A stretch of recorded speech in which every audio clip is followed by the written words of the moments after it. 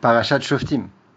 En plein milieu de la paracha, on peut apprendre une grande leçon par la vie, un principe qu'un juif doit acquérir et doit suivre tout au long de son existence.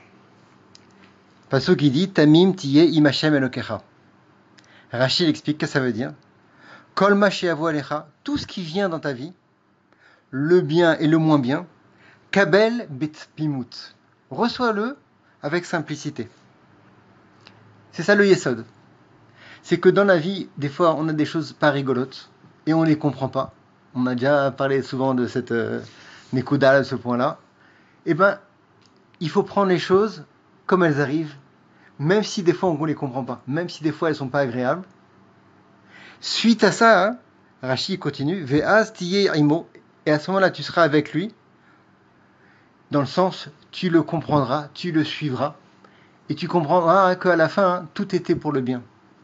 Même si, encore une fois, il y a des choses qu'on ne comprend pas dans la vie, des gens qui sont tzadikim, qui ont des galères, et au contraire des gens qui sont des rechaïm, qui vivent la belle vie, eh ben, il ne faut pas commencer à faire des hakirot, comme on dit en ivrite, à faire des, on va dire, des contestations.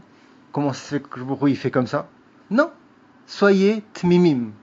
Prends les choses avec simplicité, sans commencer à protester envers Akadosh Baruch Hu. Alors ça, ce principe-là, on peut l'illustrer avec une petite histoire. Une fois, il y avait quelqu'un qui a eu justement beaucoup de yissorim, beaucoup de difficultés dans sa vie, des douleurs, Bon, il a eu beaucoup d'épreuves. Parti voir son Rav, c'est le Rebbe de Kosk Rebbe, comme on dit, et il lui a raconté toute sa vie. Et pendant que cette personne-là lui racontait toute sa vie, le Rebbe, il a demandé qu'on lui serve un thé chaud, et il s'est rapproché du chassid, de son élève, et il a renversé un petit peu de thé chaud sur son élève, sur son vêtement. Et l'élève, évidemment, il n'a pas bronché. C'était pas kavod de dire quoi que ce soit au Rebbe. Et il poursuivait son récit. Et à nouveau, le Rav, tac, il a jeté de l'eau chaude sur lui. Et il continuait. À la fin, le Rebbe lui-même, il a dit, ça te dérange pas que je jette du thé chaud sur toi? Alors l'élève, il n'a pas osé répondre au début. Mais après, le Rebbe, il a insisté, il dit, dis-moi pourquoi? Pourquoi ça ne te dérange pas? Il a dit, Rav, vous avez un niveau de sainteté tellement grand que je me suis dit, quand vous m'avez versé depuis le début du thé chaud sur moi, c'est que ça correspondait à un but bien précis. Tout ce que vous le faites jamais au hasard, depuis le début de votre journée jusqu'à la fin quand vous dormez, même quand vous dormez, bon, vous faites des choses, c'est sûr, qui sont calculées.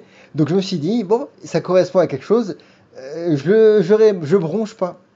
Alors le qu'est-ce qu'il rêvait?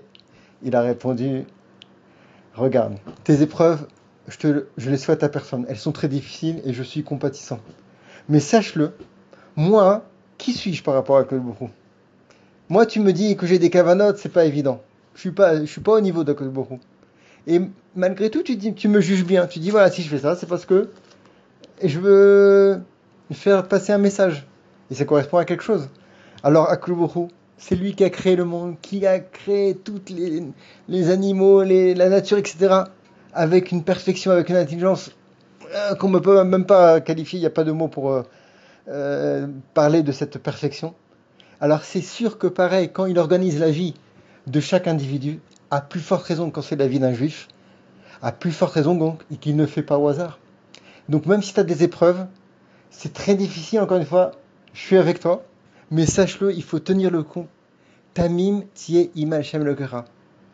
Prends les épreuves comme elles sont, ne proteste pas. Il ne se protestait pas, mais bon, il avait besoin d'un encouragement. Prends les choses comme elles sont, et après, tu auras la promesse que le pasuk ici, le Rashi, il explique que Vea imo. Tu vas comprendre après, peut-être pas tout de suite, pourquoi Hachem il fait tout ça. On se prépare à Rosh Hashanah, et dans le même genre d'idée, il dit Rav Elimelech Biderman que Hachem, il se comporte avec nous comme nous on se comporte avec les hommes et avec lui. Et si nous, on prend Hachem comme il est, dans le sens, comme il nous envoie notre vie, des fois des vies un petit peu difficiles, hein. Il n'a pas d'enfant, hein, il n'arrive pas à se marier, l'autre il a des problèmes de panassa, l'autre problème de chambaït, etc., les enfants, etc. On en passe des pires, malheureusement.